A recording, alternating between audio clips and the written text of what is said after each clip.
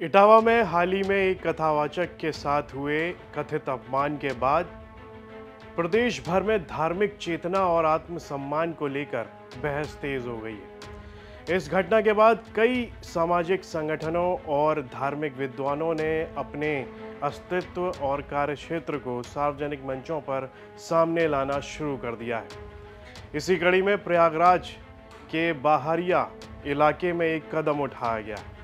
यहाँ एक संस्कार बोर्ड लगाया गया है जिसमें पिछड़े समाज के आचार्यों, कथावाचकों और धार्मिक विद्वानों के नाम, उनके मोबाइल नंबर और उनकी जानकारी भी दी गई है और वो जो धार्मिक सेवाएं देते हैं उसके बारे में भी इसमें बताया गया है। सार्वजनिक की गई है उनसे जुड़ी हुई ये सारी जानकारी। हालांकि ये बोर्ड किसने लगाया ये किसी को नहीं पता है। इस बोर्ड में ऐसे विद्वानों के नाम दर्ज हैं जो विवाह, यज्ञ, हवन, पूजा पाठ, गृह प्रवेश, जन्म मृत्यु संस्कार समेत सभी वैदिक और धार्मिक अनुष्ठानों में निपुण हैं। प्रयागराज के बहरिया में लगाए गए इस बोर्ड में प्रमुख नामों में शामिल हैं ये नाम। सबसे पहला नाम है कि श्री सुभाष चंद्र यादव, दूसरा है राम बाबू मौर्य, तीसरे हरीश चंद्र यादव, चौथे हैं विजय मौर्य और इन सभी के मोबाइल नंबर भी इस पर दर्ज हैं।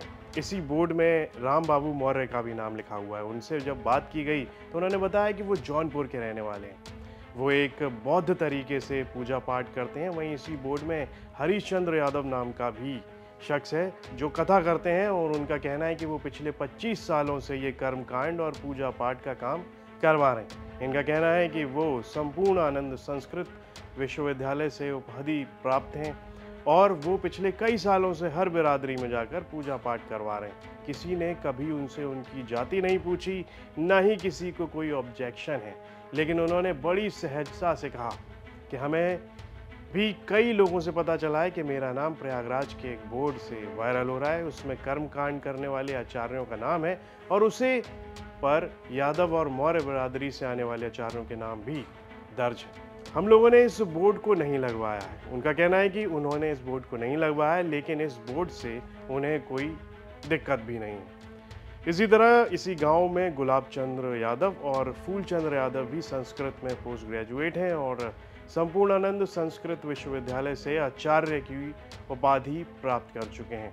ये विद्वान न केवल हिंदी, संस्कृत बल्कि अंग्रेजी में भी धार्मिक अनुष्ठानों का संचालन करने में सक्षम है।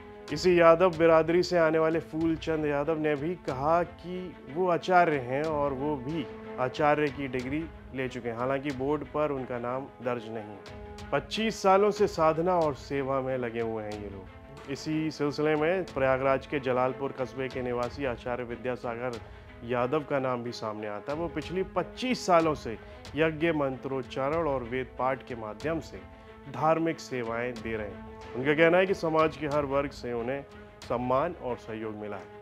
इतने साल वर्षों से करा रहे हैं, तो क्या कभी इटावा जैसी जो घटना आई है जहाँ पे कहा जा रहा है कि केवल ब्राह्मणों ने कहा कि यादव जो है वो कथा नहीं सुना सकते हैं या किसी तरीके की दिक्कतें आई हो कभी? ऐसा कोई विरोध नहीं हुआ, बल्कि समर्थन हुआ है। हमें तो ब्राह्मणों द्वारा भी बहुत प्रेम मिलता है और मिल रहा है, मिलेगा भी, ऐसी आशा है। हम लोग सदैव कृष्ण सुदामा जैसी दोस्तियां हमें लगता है आने वाले समय में भी जारी रहेंगे।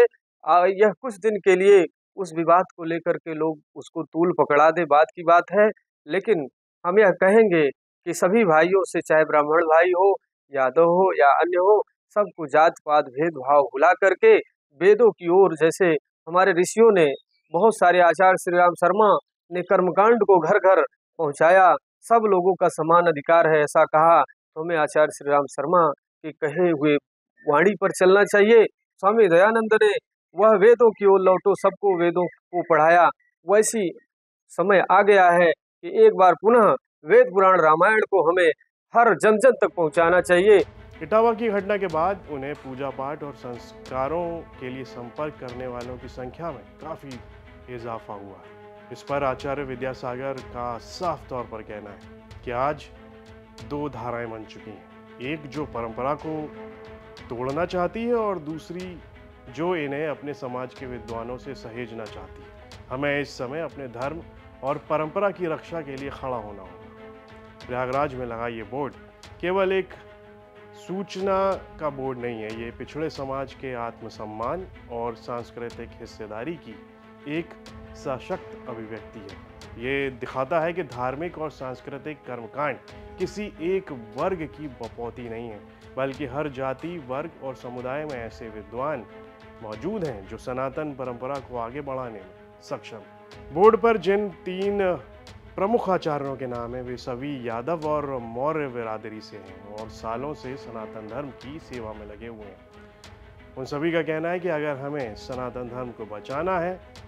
तो जाति धर्म की दीवारों को तोड़कर एकजुट होना होगा। इस पहल को समाज के भीतर धार्मिक समावेश और सामाजिक सद्भाव को प्रोत्साहित करने वाला कदम बताया जा रहा है। ये संदेश भी साफ है कि धार्मिक सेवा एक वर्ग तक सीमित नहीं है, बल्कि योग्य और समर्पित व्यक्ति किसी भी पृष्ठभूमि का हो सकता है। ये खबर हमें भेजी थी प्रयागराज से हमारे सहयोगी आनंद राज।